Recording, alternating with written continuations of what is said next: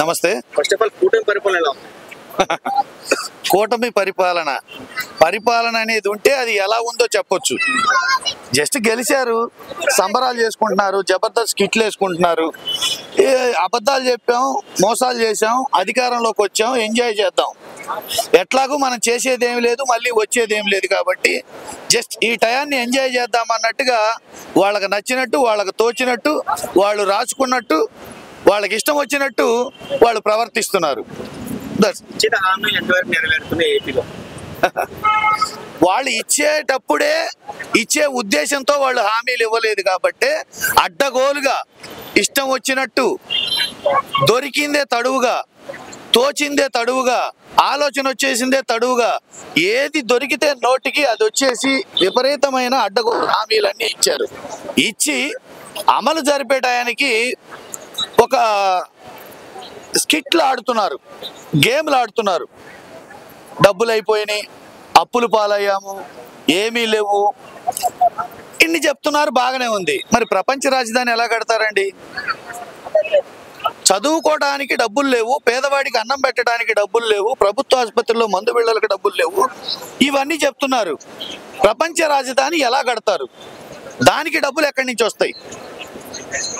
కూటమి ప్రభుత్వం అధికారంలోకి వచ్చినప్పుడల్లా ఇది మొదలు కాదు, 99 నుంచి 24 వరకు వాళ్ళు ఎప్పుడు అధికారంలోకి వచ్చినా విపరీతమైన హామీలు ఇవ్వటం, అధికారం వచ్చిన తర్వాత ఓడ దాటిన తర్వాత, ఓడ ఎక్కేంత వరకు ఓడ మల్లన్న, ఓడ దాటిన తర్వాత బోడి మల్లన్న అన్నట్టుగా అవసరం ఉన్నంత వరకు అల్లుడు గారు, అవసరం తీరిన తర్వాత అదేదో సామెతలాగా ఇష్టం వచ్చినట్టు మాట్లాడటం, ఏరు దాటిన తర్వాత తెప్ప తగలేయటం వాళ్ళకున్న అలవాటు.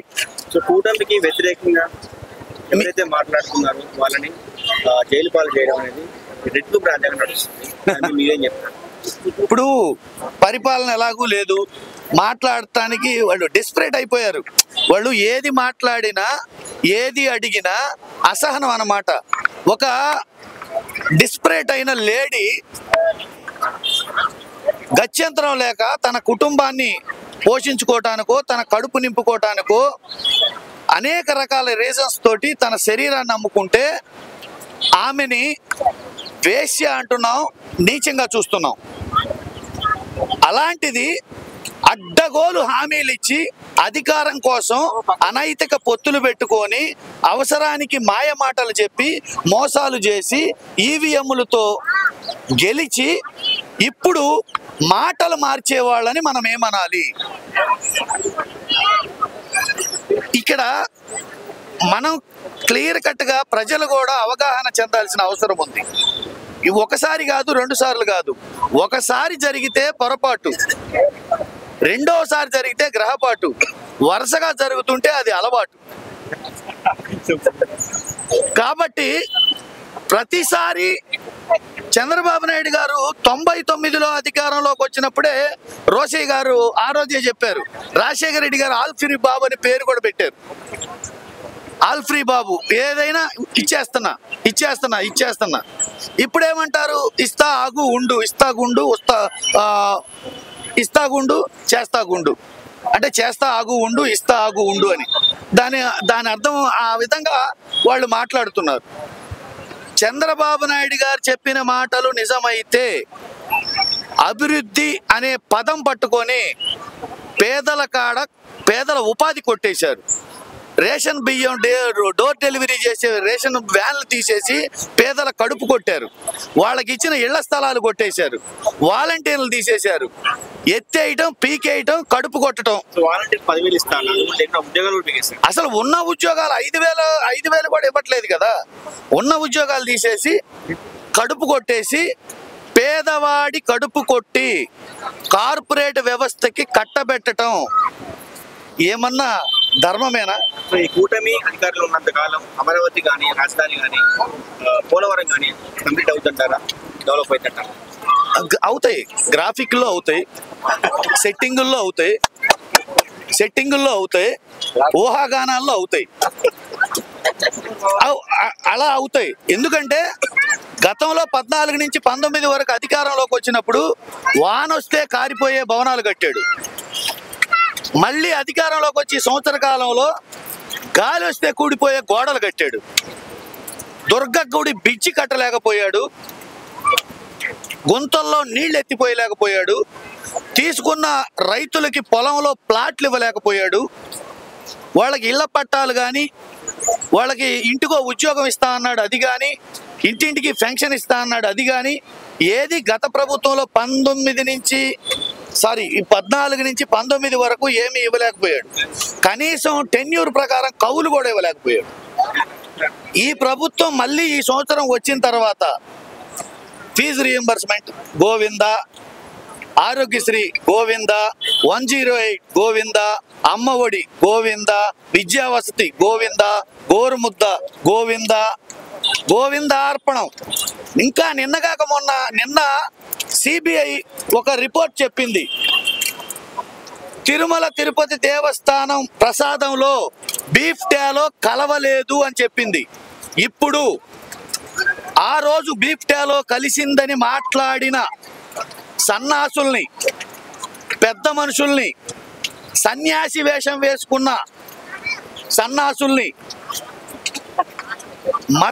మతం పేరుతోటి రాద్ధాంతం చేసిన వాళ్ళు, ఆ వంక పెట్టుకొని సామాజిక మాధ్యమాలు ఇష్టానుసారంగా డిబేట్లు పెట్టిన వాళ్ళని దయచేసి ఆంధ్రప్రదేశ్ ప్రజలు తప్పు చేశారు, పొరపాటు జరిగింది, ఆ వెంకటేశ్వర స్వామి చూసుకుంటాడు, మీరేమి అనొద్దు, వాళ్ళు ఎక్కడ కనపడ్డా చెప్పుతో కొట్టొద్దు, వాళ్ళు ఎక్కడ కనపడ్డా వాళ్ళ ముఖం మీద ఉమ్మేయొద్దు అని నేను ఆ వెంకటేశ్వర స్వామిని వేడుకుంటూ, ప్రజలు ఎవరు ఆవేశాలకు గురి కావద్దు అని చెప్పేసి వాళ్ళ తరపున, కూటమి ప్రభుత్వం తరపున పొరపాటుగా మాట్లాడారు. కాబట్టి వాళ్ళేదో తెలిసి తెలియక ఆ దేవదేవుడు వెంకటేశ్వర స్వామి మీద గేమ్స్ ఆడారు. కాబట్టి అన్నీ ఆయన చూసుకుంటాడు. కాబట్టి ఆంధ్రప్రదేశ్ ప్రజలు ఆవేశపడొద్దు.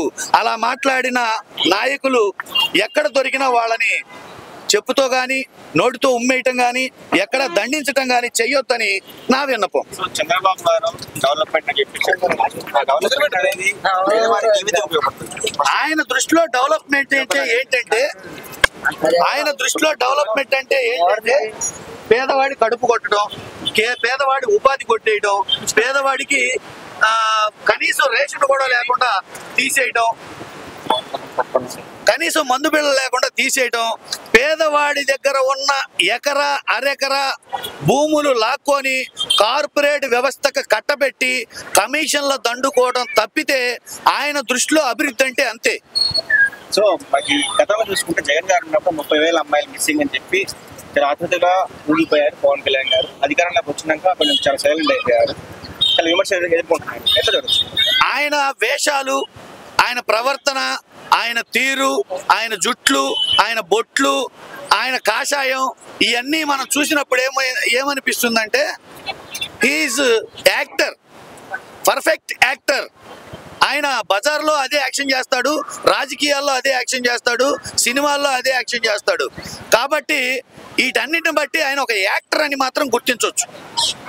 అంతేగాని హీఈస్ నాట్ పొలిటీషియన్.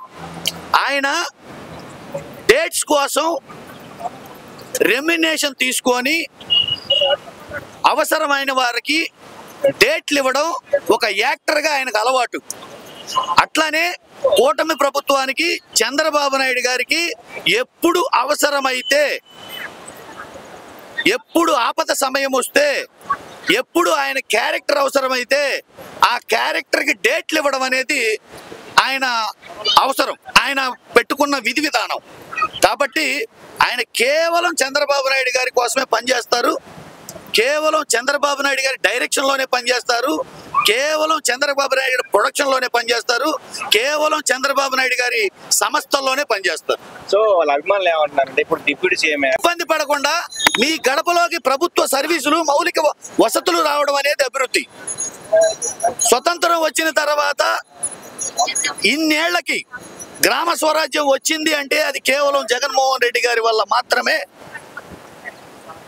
డీసెంట్రలైజ్ అయ్యి ప్రతి గడపకి వచ్చింది. ఇది వాస్తవం. సో నెక్స్ట్ ఎలక్షన్ ఎలా ఉంటుంది? ఎప్పుడు ఎలక్షన్ వచ్చినా, ఎప్పుడు అవకాశం వచ్చినా ఆంధ్రప్రదేశ్ ప్రజలు రెడీగా ఉన్నారు. వాళ్ళ గుండెలో ఆవేదన, కడుపులో బాధ ఎంత తీవ్రంగా ఉన్నాయంటే అప్పుడెప్పుడో సునామీ వచ్చేసి ఊర్లకు ఊర్లు అలల తాకిడికి కొట్టకపోయినాయి చూడండి. అదేదో దేశంలో భూకంపం వచ్చేసి భూమి నెర్రెలుగా బద్దలుగా పగిలి బిల్డింగ్లన్నీ అందులో కూరుకుపోయినాయి చూడండి. ఆ పరిస్థితి రాబోవు ఎన్నికల్లో ఈ కూటమి ప్రభుత్వం నాయకులు, కూటమి ప్రభుత్వం తరపున పనిచేసే ప్రతి ఒక్క సామాజిక మాధ్యమాలు, వాళ్ళకు ఒత్తాసు పలికే ప్రతి ఒక్క కార్యకర్త రాబోవు భూకంపంలో, రాబోవు సునామీలో కొట్టకపోయి అడ్రస్ లేకుండా గల్లంతైపోతారు.